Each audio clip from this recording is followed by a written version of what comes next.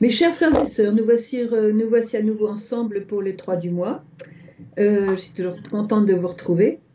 J'espère que vous aussi. Je vois beaucoup de personnes venant à Medjugorje qui me disent « Ah, sœur Emmanuelle, je suis une fan du 3. » Fan du 3, oui, une fan du 3, oui, oui.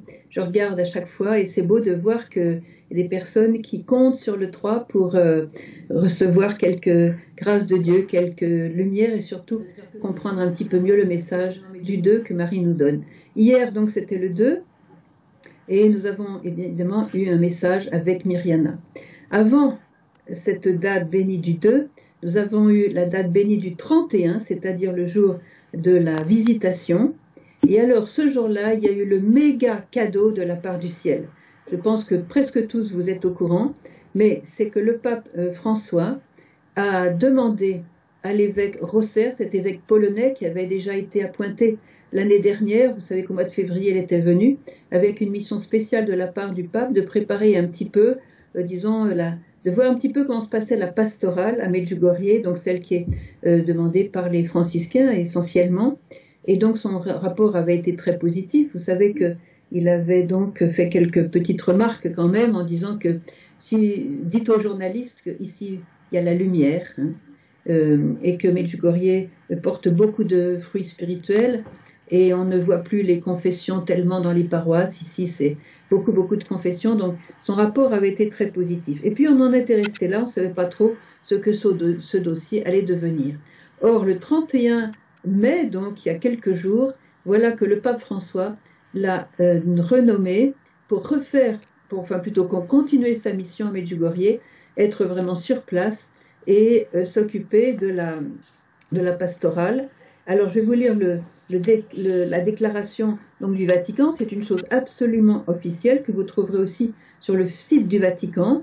Alors, je vous lis un petit peu la déclaration et vous allez voir que c'est une très très bonne nouvelle. On attendait depuis longtemps. Bon.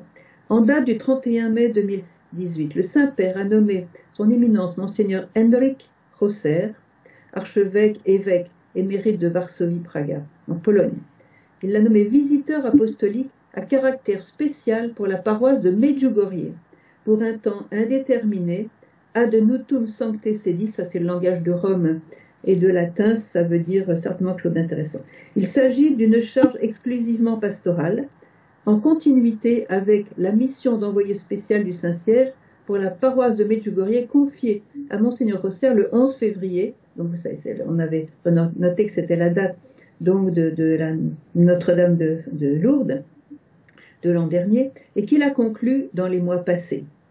La mission du visiteur apostolique a pour but d'assurer un accompagnement stable et continu de la communauté paroissiale de Medjugorje et des fidèles qui se rendent en pèlerinage et dont les exigences demandent une attention spécifique. Voilà. Donc, encore une fois, vous pouvez trouver tout ce texte-là sur le site du Vatican. Et puis, bien sûr, tous ceux qui sont branchés sur les enfants de Medjugorje ont déjà reçu la nouvelle par email. Si vous voulez vous brancher sur Medjugorje, vous pouvez nous écrire à gospa.fr, gospa, G-O-R-P-A.fr, gmail.com. Voilà. Donc là, vous allez être sur la liste et vous recevrez directement sur votre adresse électronique toutes ces belles nouvelles qui concernent Medjugorje. Donc nous allons voir cet évêque qui va être chargé vraiment de stabiliser et de continuer une bonne pastorale pour Medjugorje. Il est venu dans notre communauté, il nous a parlé, nous a interrogé et il nous a demandé entre autres, mes sœurs, qu'est-ce que vous souhaiteriez avoir? Et tout de suite, en un seul cœur, on a toutes répondu. On a toutes répondu, nous aimerions avoir le Saint-Sacrement dans nos maisons. Et il a dit, ça ne devrait pas faire de problème, parce qu'on a attendu, pour le moment, ça n'est pas possible. Et donc, j'espère que ça fera partie de ce que le nouvel évêque va donner. On espère aussi que les franciscains vont enfin pouvoir construire leur basilique, soit souterraine, soit en haut. Ils ont déjà l'argent, le plan, etc. Mais la permission n'avait pas été donnée jusqu'à présent, si bien que l'hiver, on se gelait un petit peu, et que l'été, on avait chaud. Donc, pour être dehors. Alors là, ça va être ça va être une grande différence. Et on bénit le Seigneur, on bénit aussi le pape François d'avoir eu cette initiative. Et on prie beaucoup pour Monseigneur Rosser, qui vient de prendre sa retraite de Pologne, afin qu'il soit inspiré et qu'il soit guidé par l'Esprit Saint. Je n'en doute pas une seconde, car c'est un homme de Dieu. Et c'est grâce à lui, je vous le signale, que les apparitions de Kibéo ont été reconnues officiellement. Donc, tout ça sent très très bon. Voilà. Je m'arrête sur cette nouvelle. Une autre nouvelle, une réponse que je voudrais donner à beaucoup qui nous interrogent. Vous avez remarqué dans les films de l'apparition de Mirjana, beaucoup nous ont posé la question, comment se fait-il que quand Mirjana arrive, elle a un visage très très tiré, très fatigué, et puis elle souffre, elle a des soubresauts dans son corps. Qu'est-ce qui se passe avec elle? Vous devez savoir tout simplement que Mirjana passe toute sa nuit en prière avant la venue de la Sainte Vierge, et que de plus elle a de grands problèmes de dos, et qu'elle est incapable de se mettre à genoux. Mais elle m'a dit, c'est impossible que je ne sois pas à genoux devant la Sainte Vierge, donc elle se force à se mettre à genoux. Ça lui est une très très grande douleur, mais elle se dit, je ne peux pas être devant la Mère de Dieu sans être à genoux. Donc elle souffre énormément. Et vous avez remarqué que dès que la Sainte Vierge arrive, elle s'illumine, elle ne pense plus à sa souffrance. D'ailleurs, elle ne la sent plus du tout. Et c'est une autre dimension qu'elle vit à ce moment-là. Voilà. Je vous signale aussi, pendant qu'on est dans les nouvelles, que ce direct du 3 n'est pas le dernier du mois de juin, puisque après l'apparition et l'anniversaire du 25 juin, eh bien, nous aurons un nouveau direct le 26 juin, aussi à 9h du soir, pour parler du message du 25, pour l'anniversaire. Enfin, une dernière nouvelle, parmi les autres, c'est que nous nous préparons donc ici à Medjugorje pour cette initiative de Open Medj. Donc ça va couvrir, après le Festival des Jeunes, ça va donc couvrir la fête de l'Assomption. Je pense que c'est à peu près du 12 au 19 août. Donc inscrivez-vous. Vous avez la possibilité de regarder sur le site de Étoile Notre-Dame. Voilà. Vous cliquez Étoile Notre-Dame, vous aurez toutes ces informations et bien sûr sur les lettres que j'envoie mensuellement à toute notre liste. Voilà, je vais m'arrêter là pour les nouvelles parce qu'il faut quand même qu'on lise le message. En plus, il est long et très très profond. Chers enfants, nous a dit la Sainte Vierge hier, je vous invite à accueillir mes paroles dans la simplicité du cœur. Paroles que je vous donne comme mère, de la pleine lumière, de la vérité, et d'unir une joie, une lumière indescriptible par des mots humains, pénétreront dans vos âmes. Vous serez saisis par la paix et l'amour de mon Fils. C'est ce que je désire pour tous mes enfants. C'est pourquoi vous, apôtres de mon amour, vous qui savez aimer et pardonner, vous qui ne jugez pas, vous que je sollicite, soyez un exemple pour tous ceux qui ne vont pas sur le chemin de la lumière et de l'amour, ou qui s'en sont détournés. Montrez-leur la vérité par votre vie. Montrez-leur l'amour, car l'amour surmonte toute difficulté, et tous mes enfants ont soif d'amour. Votre communion dans l'amour est un don à mon Fils et à moi-même. Cependant, mes enfants, retenez que aimer signifie aussi désirer du bien pour le prochain et désirer la conversion de l'âme de votre prochain. Tandis que je vous regarde, réunis autour de moi, mon cœur est triste, car je vois si peu d'amour fraternel, si peu d'amour miséricordieux. Mes enfants, l'Eucharistie est mon Fils vivant au milieu de vous. Ces paroles vous aideront à comprendre, car sa parole est vie, sa parole fait respirer l'âme, sa parole fait connaître l'amour. Chers enfants, comme mère qui désire le bien de ses enfants, je vous invite à nouveau à aimer vos bergers et à prier pour eux. Je vous remercie. Encore un très très beau message de notre mère. Alors j'ai essayé de prendre quelques points parce qu'il est long, vous avez vu, et il est trop riche pour... faudrait 2 heures pour le commenter et encore on n'aurait pas fini. Donc elle nous rappelle qu'elle nous parle. Elle nous parle et elle nous invite à écouter et accueillir ses paroles. Vous savez, aujourd'hui on est bombardé par toutes sortes de messages, de nouvelles, d'informations. Et un jour elle a dit, mais ça suffit avec les informations. On a besoin d'un peu d'informations. Il faut être un petit peu informé de ce qui se passe dans le monde. Et il y en a trop, il y en a beaucoup trop. Et du coup on n'a plus le temps de lire le message qui nous vient du ciel. C'est une invitation. une information qui nous vient directement du ciel, qui est totalement vraie. Il n'y a pas à douter, il n'y a pas à dire oh, ça c'est le journaliste qui fait sa sauce. C'est pas un journaliste, la Vierge. Elle, c'est une mère, c'est une maman qui veut notre bien et qui nous informe, qui nous forme et qui nous informe. Et elle nous informe de ce qui se passe, comment Dieu voit le monde d'aujourd'hui. Vous voyez, ça c'est très intéressant parce que ça nous permet de redresser la barre si on n'est pas tout à fait dans le chemin juste. Et ça nous permet donc de nous convertir. Ça nous permet d'être consolés, de penser qu'une maman du ciel vient chaque jour pour nous bénir. Et quelquefois, elle nous donne un message comme le 2 ou le 25. Donc, elle nous guide. Et elle nous guide dans une période de l'Église, dans une période de l'humanité qui est très difficile. Regardez combien de gens aujourd'hui souffrent. Ils souffrent même quelquefois du désespoir. Ils souffrent en tout cas de la tristesse. Ils sont abattus. Ils ont le nez par terre. C'est trop lourd tout ça. Ces ténèbres qui sont sur le monde, c'est trop lourd. Et elle vient, elle ouvre le ciel avec la lumière, la joie, la paix, tous les moyens d'avoir la paix, les moyens d'avoir la joie. Elle nous demande, écoutez, accueillez mes messages. Écoutez ma parole.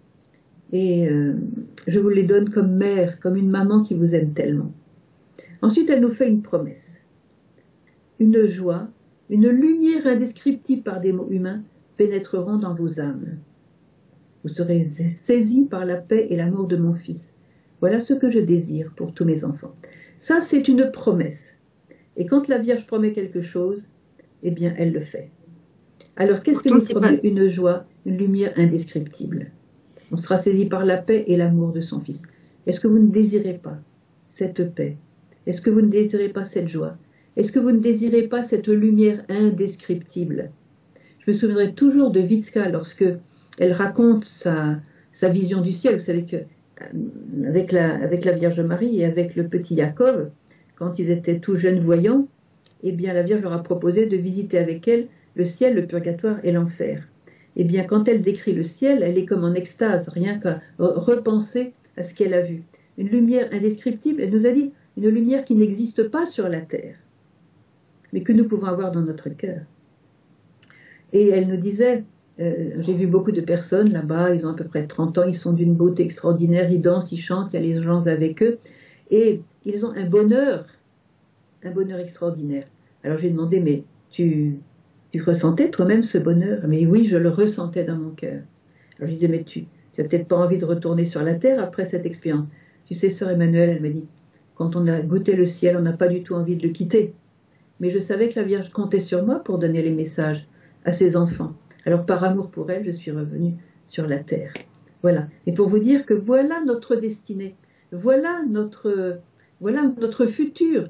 Notre seul futur, chers frères et sœurs. Notre seul vrai futur, c'est la sainteté, c'est-à-dire le ciel.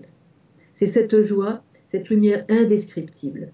Alors si vous voulez cette joie et cette lumière indescriptible, si vous voulez le ciel qui va commencer dans votre cœur, eh bien, vivez déjà les messages de Marie. C'est vers cela qu'elle nous guide. Ces messages sont exigeants, mais de toute façon, le monde actuel, il est encore plus exigeant. Quand il faut se soumettre à ce que pensent les autres, quand il faut se soumettre à la mode, quand il faut se soumettre à des achats dont on n'a pas vraiment besoin, parce qu'il faut faire comme tout le monde, ça c'est l'esclavage. Mais avec la Vierge, c'est pas l'esclavage, c'est la liberté, et le fruit, c'est cette joie indescriptible. Alors ce sont des promesses qu'il faut retenir, parce que des promesses, quand on vit ce qu'elles demandent, on ne sent pas encore le fruit de cette obéissance. C'est quand on le vit qu'on s'aperçoit, waouh, comme j'ai bien fait de vivre ça. Parce que voilà, maintenant le fruit, je le sens, je le connais, je l'expérimente, je l'expérimente, je l'expérimente, vous voyez. Et ça, c'est de l'or en barre, ce qu'elle nous dit. Voilà. Elle nous vaut tous au ciel, elle nous veut tous directement au ciel. Pas besoin de faire 40 ans de purgatoire avant le ciel quand on peut l'éviter. C'est pourquoi vous, mes apôtres, épôtres de mon amour. Alors là, comme elle nous décrit, elle nous fait vraiment le descriptif de l'apôtre de son amour.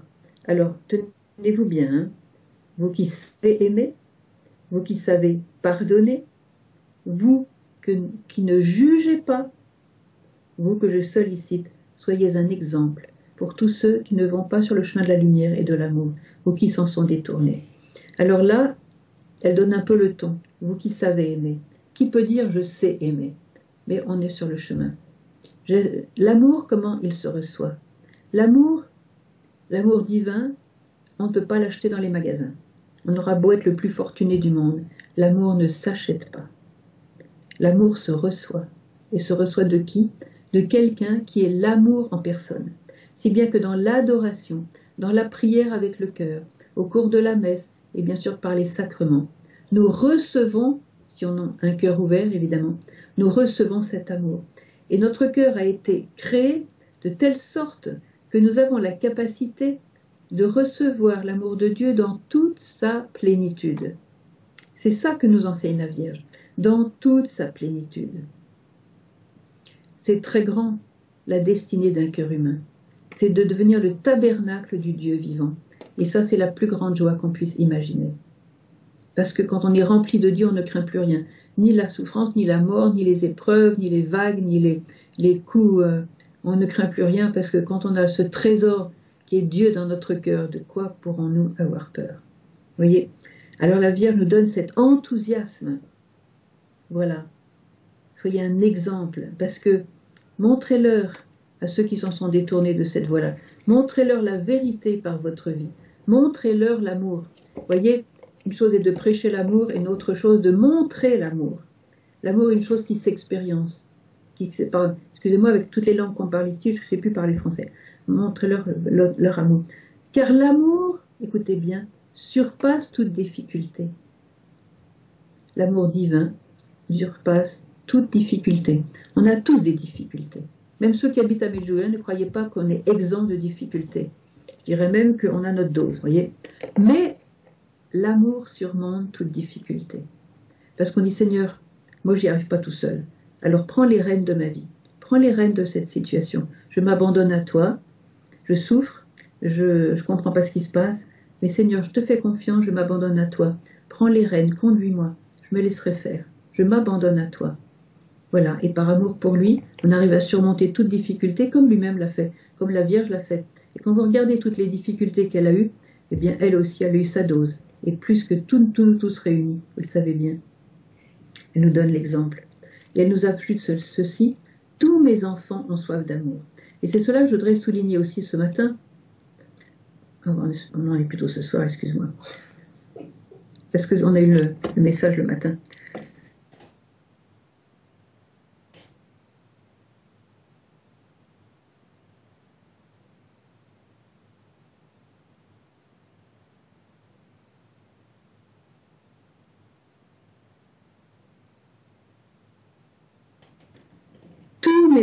Trouver d'amertume.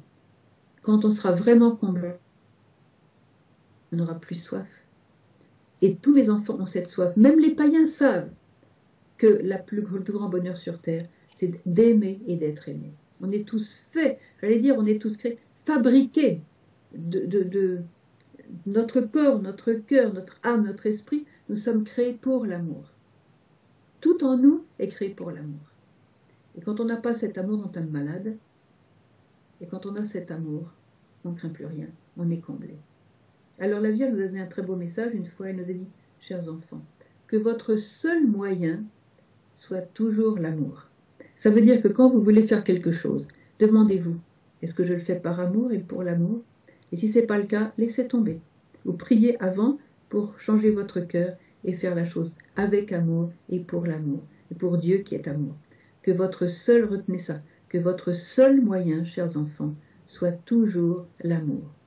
Même si vous devez remonter les bretelles à quelqu'un qui s'est mal comporté, que ce soit dans l'amour et par amour. Si c'est pour autre chose, laissez tomber. N'entrez jamais en discussion. Alors voyez comme la Vierge revient toujours à la création. Nous sommes créés par amour pour l'amour, nous sommes créés par Dieu qui est amour, Dieu qui est échange d'amour. Nous avons vécu la Sainte Trinité il n'y a pas longtemps. Une circulation constante d'amour dans laquelle Dieu veut nous intégrer pour que nous ayons en nous l'amour de l'Esprit Saint qui unit le Père et le Fils. C'est magnifique notre vocation. Magnifique. On ne peut plus être triste quand on a compris ça. Alors la Vierge nous fait revenir toujours aux origines, au Créateur. N'oubliez pas qui vous êtes, que nous avons un prix immense, chacun de nous, aux yeux de Dieu. Même si nous sommes pauvres, malades et vieux et et qu'on ne travaille pas et qu'on semble, aux yeux de la société, quelqu'un qui n'a pas forcément une grande valeur. On est tous très importants pour Dieu, pour la Vierge Marie. On a tous une grande valeur et un rôle très important dans les plans de salut de l'humanité. Elle l'a dit plusieurs fois. Voilà, que notre seul moyen soit toujours l'amour. Alors, votre communion dans l'amour est un don à mon Fils et à moi-même. C'est un don que nous faisons au Seigneur. Notre communion entre nous. Et c'est un don qu'il nous faut toujours restaurer. Parce que, qu'est-ce qui se passe? Nous manquons de communion. Nous manquons de cette communion fraternelle. Elle le dit un peu plus loin d'ailleurs. Alors, cependant, mes enfants, retenez que aimer signifie désirer du bien pour le prochain. Désirer la conversion de l'âme de votre prochain. Autrement dit, aimer commence par le désir. Est-ce que je désire du bien pour le prochain ou est-ce que je veux profiter de lui? Est-ce que je désire sa conversion pour son salut éternel ou est-ce que je veux simplement jouir de sa présence parce qu'il est bien gentil, bien sympathique, qu'il est beau, riche et bien portant et qu'il travaille bien et que je me sens bien avec lui? Ça, c'est pas aimer, c'est s'aimer soi-même au mauvais sens du mot, c'est un petit peu égocentrique, vous voyez. Alors, la Vierge nous invite à aimer. Elle ne nous demande pas d'avoir des sentiments les uns pour les autres. Il y a des sentiments, tant mieux. Mais ce n'est pas les sentiments qui font l'amour. Ce qui fait l'amour, c'est de vouloir le bien de l'autre, de désirer le bien de l'autre. Et celui qui désire le bien de l'autre, un jour ou l'autre, eh bien, il va sentir l'amour, voyez. Mais il faut le voir. Et si je n'arrive pas à aimer, eh bien, je vais désirer aimer. On a un très bel exemple, vous savez, avec la petite Thérèse qui ne pouvait pas encadrer une sœur, on sait que c'est la sœur Pierre, pour des raisons tout à fait basiques, elle avait l'art de mettre tout le monde en boule. Elle faisait tout de travers, bref, elle énervait tout le monde. Et alors la petite Thérèse ne pouvait pas l'encadrer, mais elle a décidé d'aimer. Elle a décidé, si bien qu'à chaque fois qu'elle la rencontrait, elle faisait le plus beau sourire. Et elle faisait tout pour lui plaire, pour être gentille avec elle, comme si c'était sa meilleure amie. C'est pas parce qu'elle avait des sentiments, attention, parce qu'elle avait décidé d'aimer. Elle désirait aimer. Tel point qu'un jour, dans un couloir, elle la croise, et la sœur Pierre lui dit, mais ma sœur Thérèse, comment se fait-il que je sois votre sœur préférée dans la communauté? Quelle belle victoire! Vous ne pouvez pas l'encadrer. Mais elle était la sœur préférée parce qu'elle avait décidé d'aimer. Que votre seul moyen soit toujours l'amour. Elle avait remporté la victoire, vous voyez, sur ses sentiments, sur sa chair, sur sa nature humaine, qui avait ses limites, voilà. Elle avait remporté la victoire de l'amour divin. Et on peut tous faire ça. Il faut désirer. Il y a une personne que vous n'aimez pas, dans votre famille, dans votre voisinage. Demandez le don du désir de l'amour. C'est le Père Finet, je me disais, il faut aimer, et si on ne peut pas aimer, il faut désirer aimer. Et si on ne peut même pas désirer aimer, il faut demander le désir du désir d'aimer. Voyez? Et comme ça, on a toujours un moyen d'y arriver. Il faut le vouloir. Voilà. Je me souviens d'un exemple magnifique, une Slovaque que je connais bien, qui vient assez souvent à Medjugorje. Et alors, elle était, disons qu'elle travaillait à Paris, chez une dame assez âgée, dont elle était un petit peu, voilà, la dame de compagnie, et puis elle faisait tout pour elle, la cuisine, elle la changeait, elle la couchait, elle la nourrissait, elle la lavait, bref. Et cette femme était infernale. Elle était tellement infernale qu'au lieu d'être reconnaissante de tous les bienfaits de cette dame qui était une femme de prière, une très bonne chrétienne, elle l'insultait. Je ne vais pas vous dire de tous les mots qu'elle utilisait pour l'appeler, mais elle l'insultait méchamment, vulgairement. Et l'autre, elle se faisait traiter comme du poisson pourri, vraiment. Et cette femme continuait à s'approcher d'elle avec délicatesse, avec amour. Et elle se disait, la pauvre, elle n'a pas la foi. Je comprends qu'elle soit amère. S'il n'y a pas de bon Dieu, elle est malade, elle est vieille, elle va mourir. Comment va être sa vie? Alors elle avait la compassion pour cette âme, vous voyez. Elle avait la compassion pour cette âme et elle la soignait comme si c'était la Sainte Vierge elle-même. Résultat des courses, après plusieurs années, je ne dis pas c'est 3-4 ans, je lui téléphone, elle me dit, tu sais quoi? Eh bien, elle s'est convertie.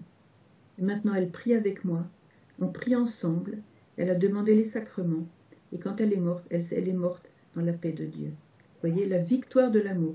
Elle a voulu aimer, elle a désiré aimer, elle a choisi d'aimer, et elle a remporté la victoire. Elle a sauvé une âme, et surtout, elle a beaucoup grandi dans la sainteté. Et c'était pas facile.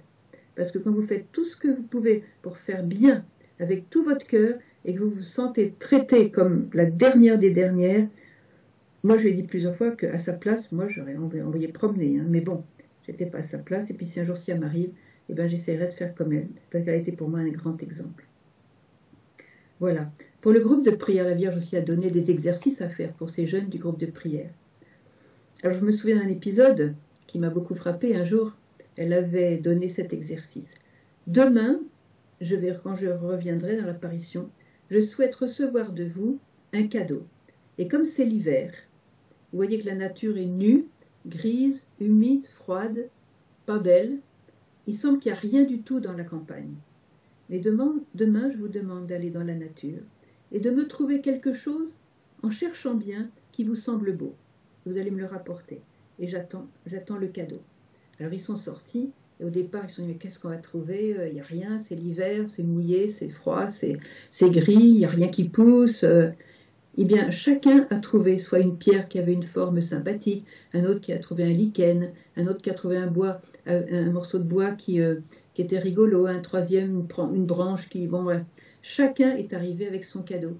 Et la Vierge était très contente. Et vous savez ce qu'elle a dit? Regardez mes enfants, à première vue, il n'y avait rien dans la nature. C'était nu et vide. Mais vous avez cherché pour me faire plaisir. Et comme vous avez cherché pour me faire plaisir, vous avez trouvé. Et chacun de vous a trouvé quelque chose qui me comble de joie. Alors faites pareil les uns pour les autres. Quand une personne est proche de vous et que vous vous dites, mais cette personne n'a rien à m'apporter, cette personne est nulle, cette personne ne me dit rien, ne m'inspire pas, cette personne, j'ai rien à faire avec cette personne, je vois rien de bien en elle. Cherchez et vous trouverez. Car dans toute personne, si vous saviez la tendresse qui repose au fond de l'âme de toute personne humaine, même les plus méchantes, même les plus dures, si vous saviez ce qui repose au fond de l'âme de cette personne, il y a toujours quelque chose de beau à trouver. Cherchez et vous trouverez. Vous voyez, alors ça c'est des exercices pour aimer de la façon vraiment de Dieu. Alors après, elle nous dit, chers enfants, tandis que je vous regarde, donc vous étiez des milliers hier, des milliers, parce qu'ils étaient venus pour le Saint-Sacrement, pour la fête de la Visitation, et puis en plus c'était le 2, donc alors ça c'est bref, c'était le week-end en plus, donc il y avait tout pour plaire. On était des milliers sur la montagne, du pot de Bordeaux, et elle nous dit, quand je vous regarde, réunis autour de moi, mon cœur est triste, car je vois si peu d'amour fraternel, si peu d'amour miséricordieux. Alors, qu'est-ce qui se passe? Il se passe que la vie est dure pour chacun de nous. Aujourd'hui, la vie est dure. La vie est dure, c'est comme ça. La vie est difficile. Les gens sont un petit peu égoïstes, un petit peu égocentriques, un petit peu personnels. Et du coup, chacun essaye de faire son petit salut de son côté, comme ça, et sans trop se soucier de ce qui est à côté, des souffrances des autres. On est trop centré sur soi-même. On est trop dans son petit monde clos, familial ou de travail, ou voilà, des amis, un petit cercle, comme pour se protéger, etc. Alors il y a peu d'amour fraternel, il y a peu d'entraide fraternelle, il y a peu de gratuité dans les relations, voyez. Et c'est ça qui doit changer. On doit ouvrir son cœur pour voir qui a besoin de nous dans notre entourage. La Vierge l'a demandé. Priez, chers enfants, afin que le Saint-Esprit vous montre qui a besoin de votre aide spirituelle et matérielle. Il y a peut-être des familles qui ont 5 enfants et qui n'arrivent pas à boucler le mois. Et moi, si je gagne un peu plus, ben, je peux peut-être les aider. Je leur apporte quelque chose. Pas forcément de l'argent, ça peut être de l'argent, mais ça peut être un bon dessert, ça peut être un paquet de café, ça peut être, je ne sais pas, quelque chose que j'ai en trop, voyez, avec amour. Si peu d'amour miséricordieux, nous dit la Sainte Vierge. Alors en fait, quelquefois, quand on a été heurté, quand on a manqué d'amour, quand on n'a pas senti l'amour de la part de quelqu'un, il y a une amertume qui vient dans notre cœur. Et cette amertume, on y tient. C'est comme si la personne qui nous avait fait du mal méritait notre amertume. C'est comme un dû. On voit ça comme un dû. Et on dit, voilà, c'est justice que j'ai cette amertume parce que cette personne le mérite, elle m'a fait du mal, et c'est normal que j'ai du mal, l'amertume, et je tiens cette amertume. Mais en fait, qu'est-ce que c'est que cette amertume? C'est le cancer de l'âme et du cœur. Et ce cancer provoque ce cancer spirituel provoque aussi des maladies. Ça engendre les ténèbres en nous et ça nous rend malheureux. Et vous savez que le Seigneur a dit, pardonnez-nous nos offenses comme nous pardonnons à ceux qui nous ont offensés. Et quand les apôtres ont demandé combien de fois on doit pardonner, le Seigneur a été complètement débordant, 70 fois 7 fois. Ça veut dire infiniment, à chaque fois il faut pardonner. Et lui me pardonne à chaque fois. Lui me pardonne à chaque fois. Et il m'enseigne, il me montre l'exemple. Et moi aussi je dois pardonner à chaque fois. Ne pas retenir une amertume. Ne pas retenir un mal qui nous a été fait. Parce qu'à ce moment-là, on se rend malade soi-même. Et puis on casse la communion fraternelle. Et puis on est triste et puis on casse la joie de vivre. Voilà. Et si on ne peut pas pardonner, il faut désirer pardonner. Et si on n'arrive pas à désirer pardonner, il faut désirer pardonner. Et comme ça on y arrive. Mettre le pardon de Jésus. Demander à Jésus de mettre son pardon en nous. Je le répète souvent, mais je crois que je le répéterai à chaque fois. Si je ne peux pas pardonner, eh bien, je demande à Jésus de mettre son propre pardon. J'avais vous cité la dernière fois la parole de Daniel Ange. Un jour, il commence une homélie, c'était justement sur le fait de pardonner. Il y avait un évangile qui touchait à ça. Il commence son homélie en disant « Chers frères et sœurs, pardonner n'est pas difficile. C'est impossible. » Tout le monde a ri, évidemment, et du Daniel Ange craché. Et il a expliqué que c'est normal avec notre nature humaine blessée, que pardonner soit très très difficile pour nous. Très très difficile, quasi impossible. Donc c'est une chose grave. Hein. Si un homme a violé ma fille, si mon père m'a déshérité, si, je ne sais pas, s'il y a eu des crimes dans ma famille, si ceci, si cela, bon, un péché grave, comment pardonner? C'est impossible. Mais Jésus, lui, peut pardonner, qu'il mette son pardon dans mon cœur. Et je vais désirer que lui fasse cela dans mon cœur. Et en désirant cela, devant Dieu, j'ai déjà pardonné. Devant Dieu, j'ai déjà pardonné, si je désire pardonner. Et même si tu dis, Seigneur, j'y arrive pas, ne me demande pas ça, j'y arrive pas, mais je voudrais y arriver. Et bien déjà en disant ça, j'ai déjà commencé à pardonner. Dieu est tellement bon, il est tellement... Il vibre à le plus petit désir bon que nous avons. Et nous l'exauce, évidemment. Alors maintenant, c'est l'Eucharistie. Mes enfants, l'Eucharistie est mon Fils vivant au milieu de vous. Ces paroles vous aideront à comprendre. Alors, l'Eucharistie vivant, c'est Jésus au milieu de nous. Alors, si Jésus est au milieu de nous, qu'est-ce qu'on attend pour aller le prendre? Combien de personnes ont l'occasion d'aller à la messe? Très souvent, peut-être même tous les jours, et préfèrent taper le carton, regarder la télé, fumer dans la rue, je ne sais pas quoi. Bon. Mes chers frères et sœurs, c'est l'Eucharistie qui va sauver le monde.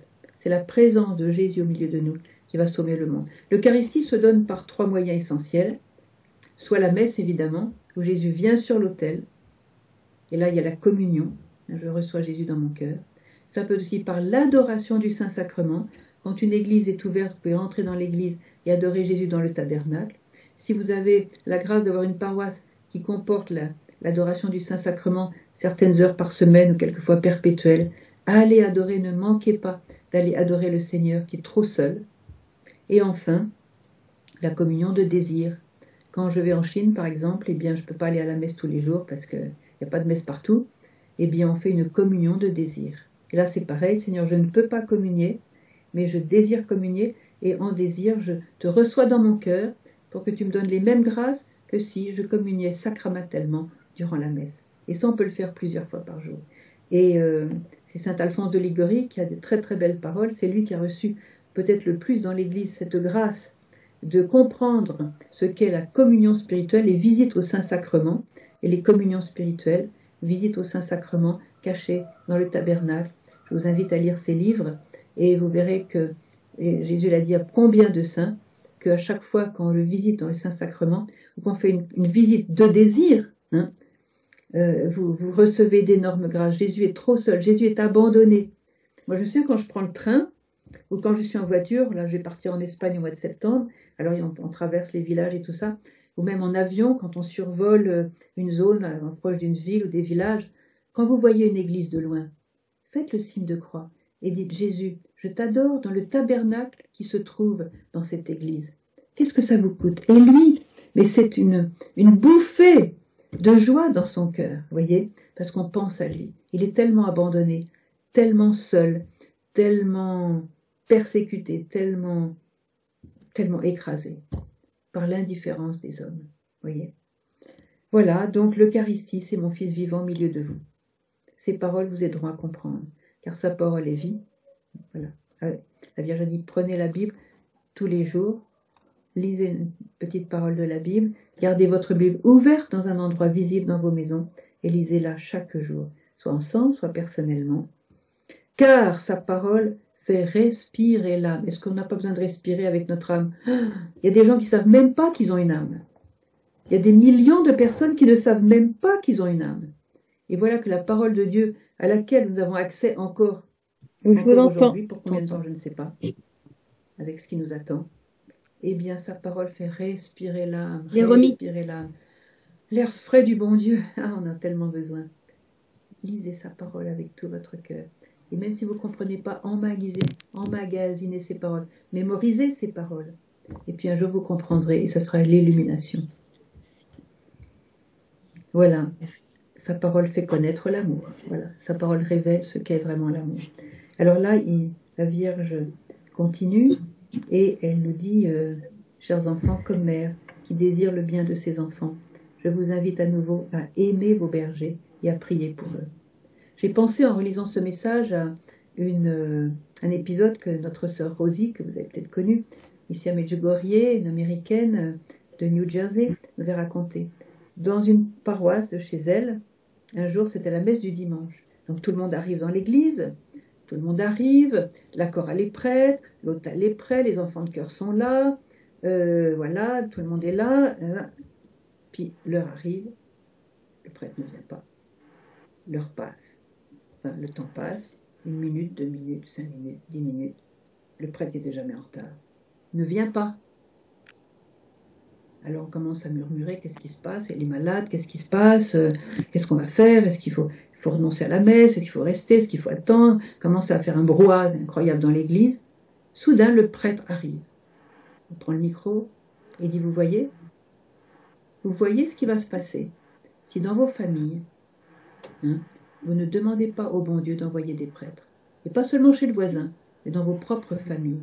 Est-ce que vous avez pensé à demander à Dieu qu'il y ait un prêtre dans votre famille? Parce que si vous ne le demandez pas, ce qu'est une paroisse où il n'y a pas de prêtre. Alors maintenant, la balle est dans votre camp. Priez pour les prêtres. Priez pour ceux qui sont déjà prêtres afin qu'ils restent prêtres et qu'ils deviennent de bons prêtres. Aimez vos prêtres.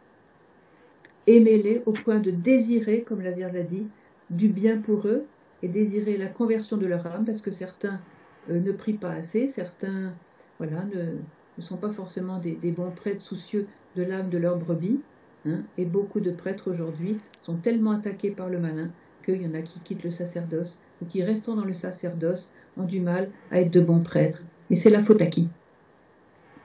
Nous sommes responsables de nos bergers. Nous devons être les bergers de nos bergers en quelque sorte et faire une muraille de protection, de prière et de jeûne et de sacrifice pour eux afin que le peu de prêtres que nous avons puissent rester, devenir de bons prêtres et qu'il y ait beaucoup de vocations sacerdotales. Et pour cela, ils ont besoin de nous. Aimez vos prêtres, priez pour vos prêtres, aidez vos prêtres, a dit la Sainte Vierge. Ne critiquez pas vos prêtres, même s'ils mériteraient une critique, ne les critiquez pas, mais prenez votre souffle pour bénir Dieu pour eux et prier pour eux, intercéder pour eux.